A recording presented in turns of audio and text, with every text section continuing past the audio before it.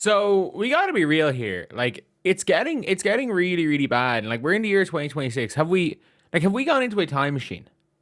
Have we gone into a time machine? Are we back in the year of 2024 or something? Have we gone back into a time machine? I'm like, what is actually happening? What is actually happening? Because right now we are seeing a Caitlin Clark record be accredited to a different player who didn't break the record. Like, What you just watched is real.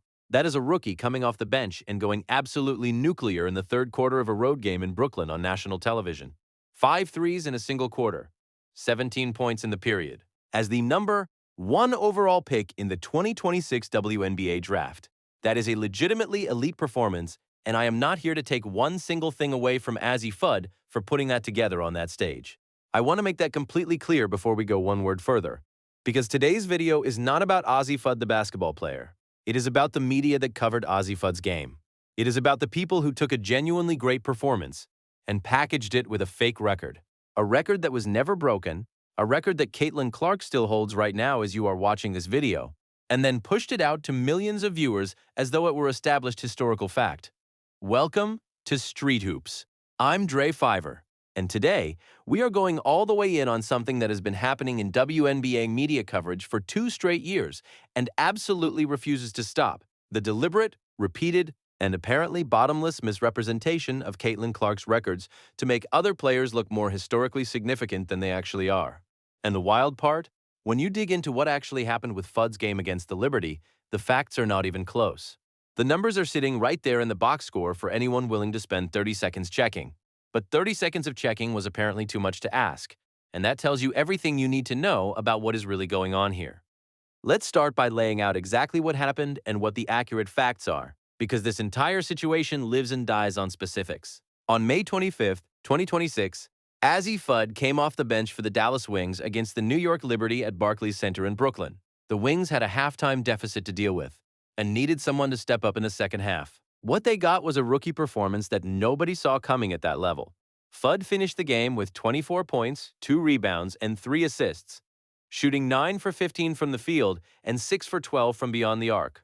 Her third quarter was the centerpiece. 5 three-pointers in that single period alone, 17 total points in the quarter, and the Wings turned a halftime deficit into a commanding 91-76 victory. Those are the real achievements. A Dallas Wings franchise rookie record for made three-pointers in a single game. A 17th best quarter in league history for a rookie going all the way back to when the WNBA moved to quarters in 2006. Both of those things are legitimately impressive. Both of those things stand completely on their own without any embellishment. But embellishment is precisely what happened next. Segments of the WNBA media, including broadcast commentary that aired during and after the game, reported that Fudd had set the WNBA rookie record for three-pointers in a single game, not the Wings franchise rookie record, not a team-specific achievement, the WNBA-wide all-time rookie record. And that is where the entire thing falls apart, because that claim is factually wrong. Caitlin Clark still holds that record. Not only does she hold it, the actual league-wide single-game rookie mark has been established and documented since Clark's rookie season in 2024, when she rewrote the WNBA record book so completely that 2 years later people apparently still cannot keep track of what is still hers. Clark's single-game high for three-pointers as a rookie was 7. Fudd hit 6 against the Liberty. 6 is not 7. That is not a record. That is a tie for second. And the difference between a record and a tie for second place is not a small editorial distinction. It is the entire premise of the story that got told to millions of people watching on national television. Now let me give you the full context on Azzi Fudd the person and the player, because she deserves an honest and complete assessment entirely separate from the media's handling of this situation.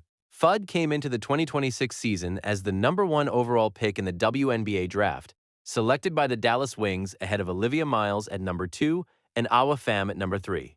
The selection drew controversy from the jump. Many analysts and fans believed that Miles or Pham were better players with higher immediate impact potential, and those conversations intensified almost immediately because Fudd walked into a uniquely difficult roster situation for a top pick. She was not walking into a rebuilding franchise as the undisputed centerpiece. She was walking into a team that already had Paige Bueckers, the previous season's Rookie of the Year, who averaged 19.2 points and 5.4 assists in her rookie campaign, and all-star guard Araike Ogunbowale. 2 elite guards already cemented in the rotation ahead of her. As a result, Fudd came off the bench to open the 2026 season. Her debut against the Indiana Fever produced just 3 points in 18 minutes, which was documented as the lowest scoring debut by a #1 overall pick in WNBA history. A real record, just obviously not the kind you want to be celebrating. Early in the season, she was averaging under 8 points per game and had converted just 1 3-pointer across her first 3 contests. The Rookie of the Year conversation had already passed her by before May was even finished, with Olivia Miles emerging from Minnesota as the early frontrunner. The narrative around Fudd had shifted from #1 pick to potential bust in the space of a few weeks. That is the pressure cooker she was sitting in heading into the Liberty game on May 25th. Which is exactly why the context of what happened in that third quarter matters so much. Head coach Jose Fernandez, speaking after the game, said in his post-game press conference that he thought everyone now knows why the Wings took Fudd #1.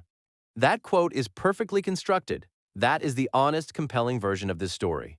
A first overall pick who got questioned from draft night, came off the bench for weeks in a reduced role, heard every bust whisper and every comparison to the players who were not selected ahead of her, and then walked into Barclays Center on a Sunday afternoon in late May and dropped 5 threes in a single quarter against the New York Liberty on national television. If you need a record attached to that story to make it land, you are not a very good storyteller. The truth was already extraordinary. The performance was already worth every headline it generated. The real records Fudd set, the franchise mark, the quarter record, were already legitimate achievements. Nobody needed to borrow Caitlin Clark's property to make Azzi Fudd look good. But here is what makes this moment part of a larger pattern rather than an isolated mistake. 1 week before the Fudd situation, the exact same thing happened with Paige Bueckers.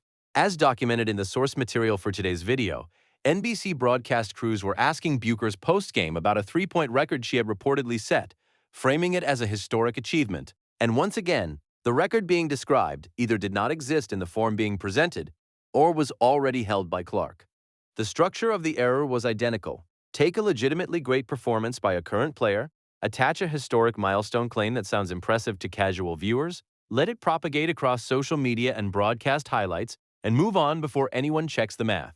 When Bueckers herself was asked about the record in that post-game context, she gave a response along the lines of records being made to be broken, which is gracious and humble and very on brand for Paige. But it is also notably not a confirmation that the record was actually broken. Bueckers knows the record books. She was in this league when Clark was establishing these marks. Her non-answer speaks to something that the reporters asking the question apparently did not know or did not care about. And here is where Dre is going to give you the honest, two-sided assessment, because I believe in being fair even when I am being critical. The charitable read on what happened is that WNBA broadcast media operates at a pace that makes real-time fact-checking genuinely difficult. Records get confused. Someone in the production truck pulls the wrong stat. A broadcaster repeats what the graphics department put on the screen without having time to verify it. Live television is chaotic. Stat databases have errors. And in the heat of a nationally televised moment when a rookie is hitting 5 straight threes in the third quarter, maybe the wrong record flashed up and went out to millions of viewers before anyone caught it. That is a real and plausible explanation. Sports broadcasts make mistakes. That is not a controversial statement. But here is the part of the story the charitable explanation cannot account for. The direction of the errors. We have now seen this happen repeatedly in the same direction against the same player. It is never the other way around. There is no documented case of a broadcast incorrectly crediting Caitlin Clark with a record that actually belongs to someone else. The errors always flow one way, away from Clark toward whoever the current featured rookie or storyline player happens to be. When you look at the full scope of WNBA media coverage over the past 2 years, and you see the same pattern repeating itself with different players and different specific claims, but the same underlying structure, Clark's record gets erased. Someone else gets credited. The correction either never comes or gets a fraction of the original attention. That is not random noise. That is a signal, whether it is deliberate editorial decision-making at the institutional level or unconscious bias operating at the production level. The cumulative effect is the same.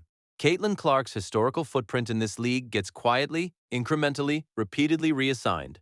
Now let me speak to the specific mechanics of how this particular record confusion happened and why it matters that people understand the distinction. There are multiple categories of records being discussed whenever Fudd's Liberty game comes up, and the media coverage consistently blurred those lines in ways that obscure the truth rather than illuminate it.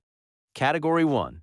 the single-game record for most three-pointers by a rookie in WNBA history. That is Clark's, at 7.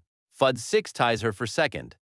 Category 2, the Dallas Wings franchise rookie record for most three-pointers in a single game. That is now Fudd's, having surpassed the previous franchise mark held by Paige Bueckers from her 2025 rookie season. Category 3, the all-time WNBA rookie record for most three-pointers made in a single quarter. Fudd's 5 threes in the third quarter against the Liberty set that record legitimately. That one is hers, and it is real, and it deserves to be celebrated as such. 3 records, 3 completely different things. One of them is Clark's, and Fudd did not break it. One of them is a franchise mark that Fudd legitimately set. A reporter who knew the difference between those 3 categories would have walked out of Barclays Center with a perfectly accurate, perfectly compelling story about a rookie having one of the best quarters in WNBA history and setting 2 legitimate records. Instead, what went out on broadcast was a conflation that turned Fudd's real achievements into something built on a false premise, and in the process, stripped Clark of an achievement she earned during one of the most scrutinized rookie seasons in sports history. And that brings me to the point that sits at the center of everything. When lies are told enough and spread far enough, they become fact. We have already watched this happen in real time in this league. Things that were demonstrably wrong 2 years ago are now accepted as conventional wisdom by casual fans who never dug into the original reporting. The misinformation compounds. It layers on top of itself. Once a false version of history gets embedded in enough people's understanding of the sport, the true version starts to sound like the controversial claim. You become the crazy one for pointing to the actual box score. You become the nitpicker for saying, wait, 7 is more than 6. That is a genuinely dangerous place for any professional sports league to find itself, because a league that cannot keep its own statistical record straight is a league that is slowly rewriting its own history in real time and counting on nobody paying close enough attention to notice. Let me also address the people who are going to watch this video and say that the whole thing is being blown out of proportion by an overly protective fan base. I hear that argument and I want to engage with it directly. Yes, Fudd's performance was extraordinary. Yes, celebrating a rookie who just had a genuine breakout game is completely appropriate. Yes, sports media covers stories quickly, and mistakes happen. All of that is true, and none of it is in dispute. But here is the question that argument cannot answer. If this is just random broadcasting error, why does it only go one direction? If we are all just slightly sloppy with the facts sometimes, why is it always Clark who loses a record in the sloppiness and never Clark who gains one? The asymmetry is not a coincidence. It is the tell. It is the thing that separates a pattern from a mistake. And I want to come back to Azzi Fudd one final time before we close this out, because I think it is important to separate the player from the coverage and be very clear about where the responsibility lies.